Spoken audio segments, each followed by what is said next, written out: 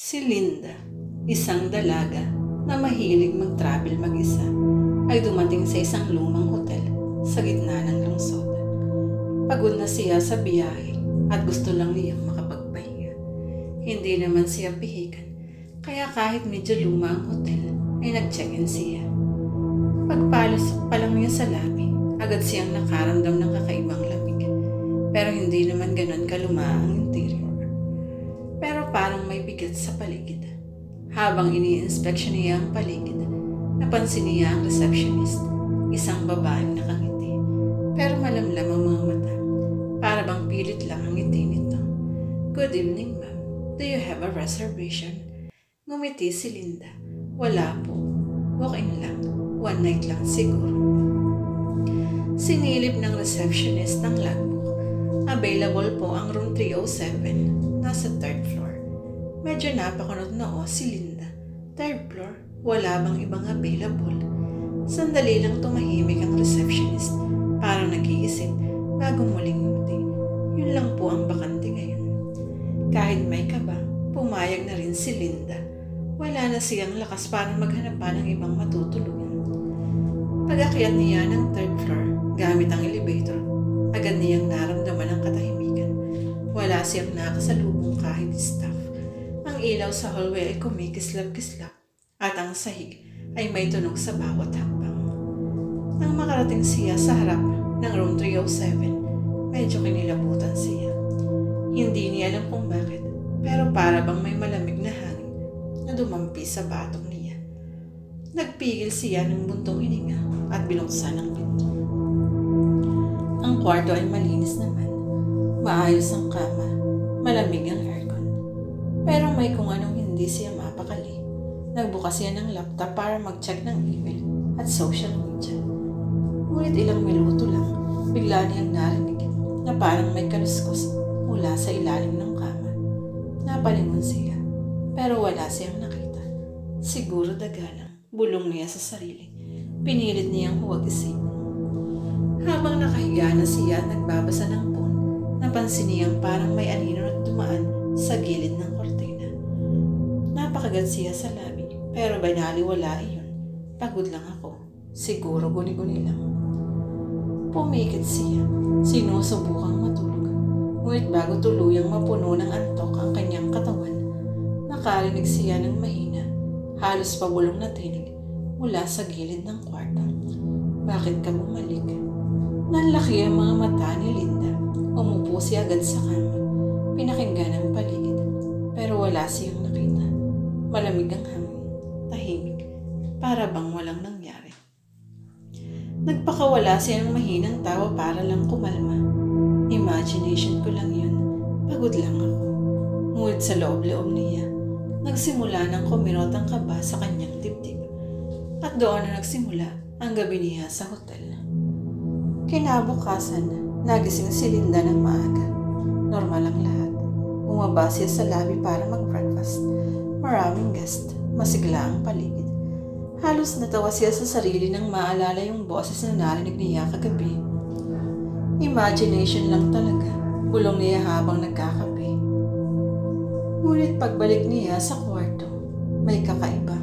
Nakaayos na ang kama, pero napansin niyang bukas ang laptop niya. Samantalang sigurado siyang isinara niya iyon bago bumaba. Nakabukas ang blank document.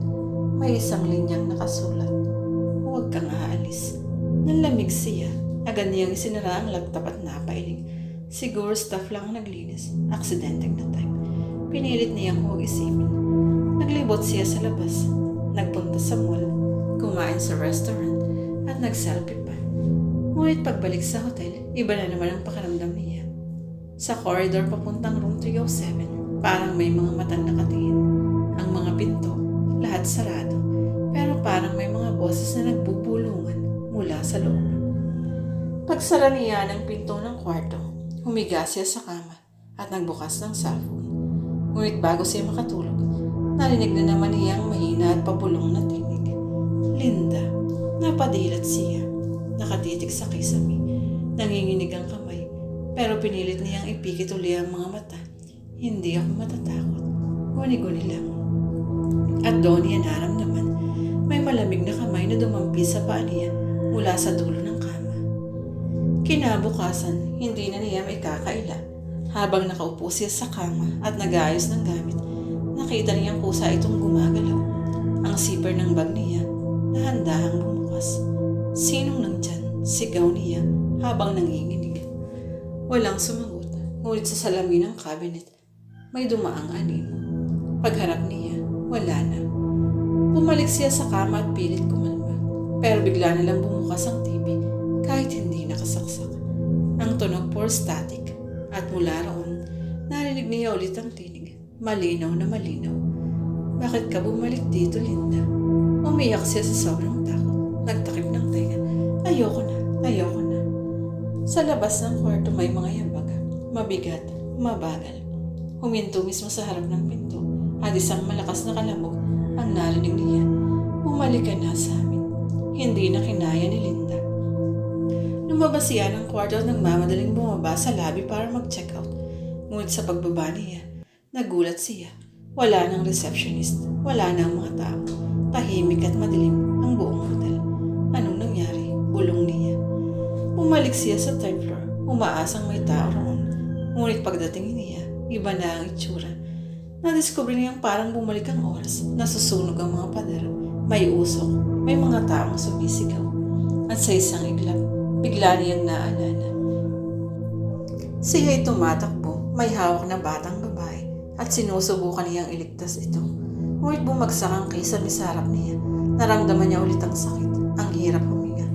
Napahawak siya sa dibdib ng labo ang paningin at doon niya naunawaan ang lahat. Matagal na siyang patay. Isa na siyang kaluluwa ng hotel. Bumalik ang lahat ng alaala kay Linda noong araw ng sunog sa hotel. Isa siya sa mga bisitang na-trap sa third floor. Sinubukan niyang tumulong pero hindi na siya nakalabas. Ang bata na dapat niyang iligtas, hindi niya ilabas pero silang nawala sa buhay. Habang nakaluhod siya sa corridor, narinig niya ang iyak ng bata. At sa likod niya, nakita niya ang isang matandang lalaki na nakaitim na Amerikana. Siyang may-ari ng hotel. Wala kayong mapupuntahan, lahat kayo akin na. At doon niya naaalala. Bago siya mawala ng malay noon, nakita niya ang matanda. Siya ang nagpalak ng mga fire exit dahil sa kasakami nito. Marami ang namatay, pero bakit ako bumabalik? Tanong ni Linda sa sarili. Sa bawat siklo ng gabi, bumabalik siya sa parehong kwarto, sa parehong hallway, paulit-ulit, para siyang nakakulong. At doon niya napagtanto, hindi siya makalis dahil may hindi pa tapos. Gusto niyang malaman ang lahat ng nangyari. Ang kasakiman ng may-ari ng hotel at ang kalunos-lunos na sinapit nila. Kaya sa halip na lumisan, umupo siya sa harap ng laptop at nagsimulang mag-type. Unti-unti niyang isinusulat ang buong kwento niya. Simula ng pag-check-in hanggang sa sunog, hanggang sa kamatayan niya. Para bang may nagtutulak sa kanya na tapusin ang lahat ng ito. At nang matapos niya ang unang bahagi, napangiti siya ng mapait. Kung hindi ako maririnig mong mundo, baka mabasa nila ito. Iniwan niya ang laptop sa ilalim ng kama bago tuluyang nawala ang anino niya sa kwarto. Makalipas ang ilang linggo, isang housekeeping staff ang naglinis ng room 307. Sa ilalim ng kama, nakita niya ang laptop. Akala niya gamit ng guest kaya binuksan niya. Nabasa niya ang lahat ng isinulat ni Linda. Nanlamig siya, kinilabutan, pero hindi niya alam kung bakit napindot niya ang post online. Sa ilang oras lang, kumalat ang kwento ng hotel. Maraming nakabasa, maraming na-curious, at may ilan pumunta pa mismo sa hotel. Simula noon may kakaibang pattern. Tuwing may mag-check-in sa third floor, lalo na sa 307, may mga nakakaramdam ng presensya ni Linda. May iba kinakausap siya sa panaginip, may iba nakakarinig ng bata na umiiyak, at may ilan nawawala na lang ng walang paliwanag. Pero ang lahat ng iyon ay naitatala dahil ang laptop na iyon kusang nag-a-update. Sinusulat ang bawat bagong bisitang naapektuhan. Hanggang sa isang gabi, may bagong guest. Nakabasa siya ng viral na kwento tungkol sa hotel na sinadya niya itong puntahan. Ang guest na ito isang pari. Pagpasok niya sa room 307, agad niyang binuksan ang laptop at binasa ang mga salita ni Linda. Sa huling pahina may nakasulat, "Tulungan mo kami." Nagdasal ng pari. Matindi ang laman. Lumabas ang mga kaluluwang nakakulong, pati ang matandang may-ari. Ngunit sa huli, dahil sa panalangin at liwanag, unti-unting napalaya ang mga kaluluwa, kasama si Linda. Huling beses na siyang nakita, nakangiti at malaya na. At mula noon, hindi na binuksan ang third floor ng hotel. Sarado na ito, ipinagbabawal sa lahat, ngunit ang laptop nananatili